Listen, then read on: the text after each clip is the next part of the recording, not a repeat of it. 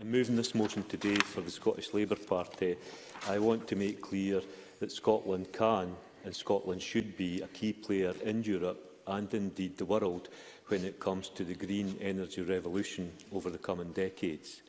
We should be setting up the opportunities for high-skill, high-wage jobs. Our young people should be guaranteed a bright future through high-quality education, skills and training that gives them a secure and prosperous future in a Scotland that leads the way when it comes to tackling the greatest threat to their future, climate change. But for that to happen, it needs politicians and governments with political will, determination and a willingness to stand up for Scotland. Sadly, on all fronts, this SNP government is failing.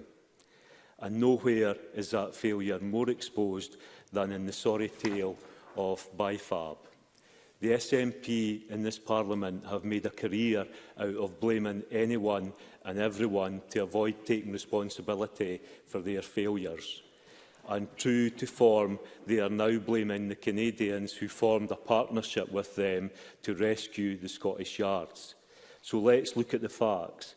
In 2017, GV Diver, at the invitation of Scottish ministers, advised the Scottish Government during its financial intervention to save BiFab. This progressed into an acquisition discussion between the Scottish ministers and GV Driver over the course of several months. Now, the company have stated publicly that the final purchase discussions and agreements always envisaged that the Scottish Government would be the primary financer of the business as it recovered from the Beatrice project and pursued new contracts. So I would suggest that it is a red herring for the Cabinet Secretary to blame the company due to a lack of investment. It is equally a red herring to blame the company for the lack of a long-term business plan. Oh, sorry. Cabinet Secretary. Thank you for giving way. In relation to the proposals that were set out in the pre-acquisition business plan, does he understand and appreciate that that business plan indicated that the shareholders, majority shareholders, would provide investment, would provide working capital and would provide assurances? Is he aware of the content of that business plan? Alec Rowley. I'm aware that in evidence yesterday to the Economy Committee, that the Chief Executive was very clear of the agreement that was made between the Scottish Government and the company. And it is equally, as I said, a red herring to blame the company for a lack of a long-term business plan.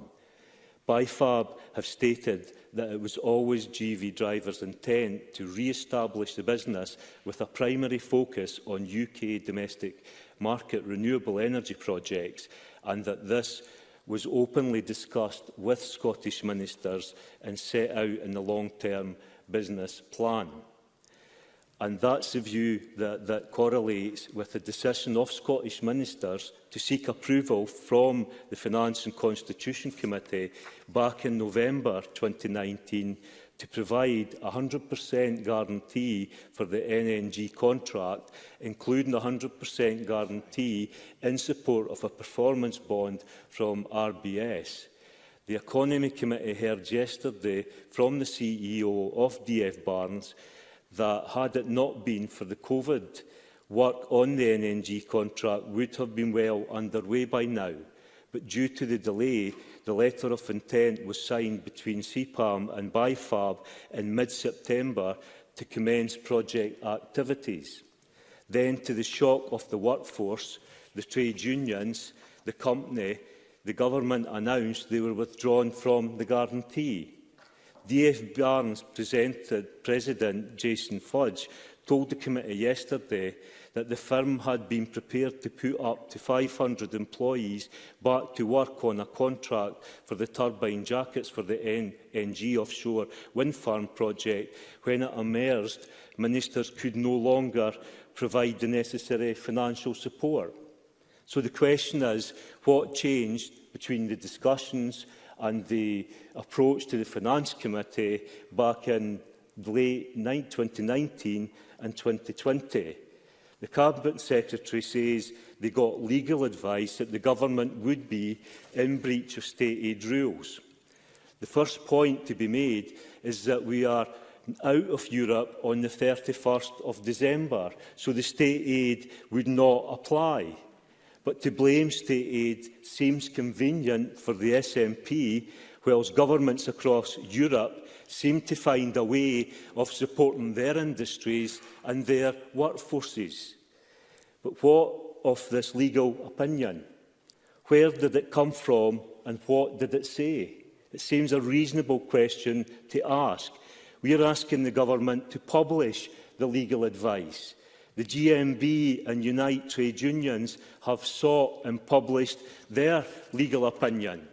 As partners in BiFab, they have asked the government to do likewise, but was told by the Cabinet Secretary that they would have to seek a judicial review in order to be able to get that information. This is not a good way or a good definition of partnership working with the trade unions in Scotland. BiFab and the unions have presented an option for working alongside CPAM in the Fife Yards and asked the government to jointly present this to CPAM and EDF, but this has not been taken up by the government. That option is still on the table and would secure jobs in Scotland. We cannot, presiding officer, sit back and allow the work of Scottish offshore renewables to go to countries in Asia where the price differentials is primarily driven by low-cost labour, state-led investment and subsidies, and behind the scenes, European state aid rules this government hides behind. To do so is to sell out Scotland to the lowest bidder. So, presiding officer, I move this motion today and say that the youth of today and the youth of tomorrow will need the jobs, and the only way to get those jobs is for the government to step up and find a solution, work with the trade unions and work with the company. Thank you. Thank you, Mr Rowley.